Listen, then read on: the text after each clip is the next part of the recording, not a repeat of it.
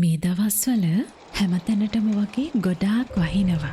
ඒ නිසාම මధుරසිංහ ගුණතිලකයන් වැස්ස ගැන ලියලා තිබුණ මෙන්න මේ වචන ටික මට අද ඔබත් එක්ක කියන්නම හිතුණා.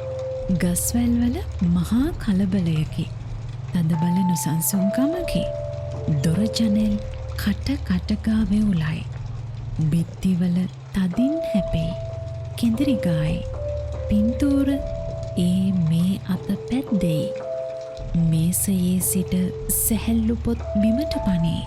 කඩදාසි ඒ මේ අත පියාඹයි. රත්කෙහෙල් පඳුරේ දිගටි කොළ සෙලවෙයි. නැමෙයි. ඇඹරෙයි. ඉරෙයි. ඇතැම් මල්ගසකට පිපුණු මල් අහිමි වෙයි. ඉදුණු කොළ අහිමි වෙයි. දුබල අත්තක් දෙකක් අහිමි වෙයි. ඒ සමගම හීන් පොද වැස්සකි. අනතුරුව මොර සූරන මහ වැස්සකි. දැන් අපේ ගේ මිදුල පුංචි ගඟකි. කඩදාසි ඔරු පා කළ හැකි කදිම ගඟකි.